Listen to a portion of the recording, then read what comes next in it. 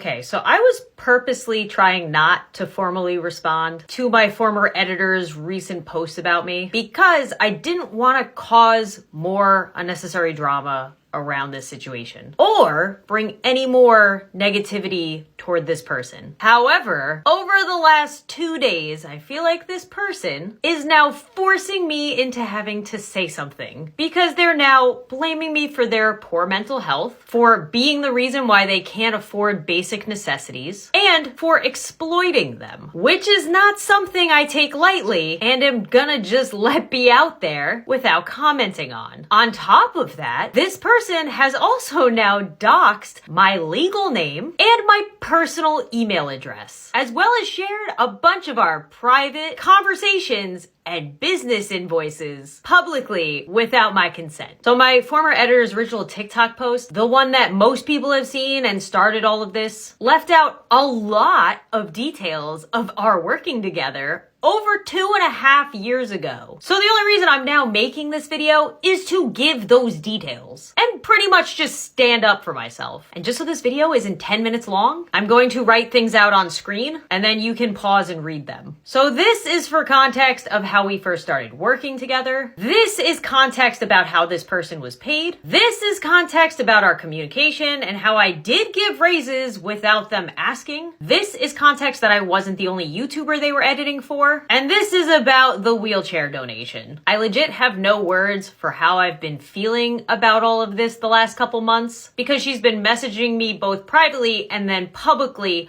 over the last couple months about this, even though I responded to them privately, which is now made public now anyway. Especially when this person hasn't worked for me in over 2.5 years, and this is the first I'm hearing about any issues that they had. It's also been very confusing having someone claiming that just because I became a successful YouTuber during some of the time that they worked for me, that I should have been covering all of their living expenses regardless of how much work they were doing, or that now, years after working for me, that I should be giving them a percentage of the revenue that every video they edited for me has made over the years, even though that's not a normal thing with that type of freelance work, and even still was never even promised or discussed ever, or that I should feel bad because I paid them the normal rate that everybody else in the field at the time was making, if not more than that average, I've been told. I don't know. Like I said in my now public private message to this person, I just don't see us coming to an understanding about this. And so this is the last time I'm gonna talk about this. To the viewers who stood up for me during all of this and actually asked my former editor important questions that they had left out, thank you. To all of the former and current people I've worked with who reached out to me yesterday to tell me that they had my back if I needed it, thank you. But lastly, to my former editor, like I said in my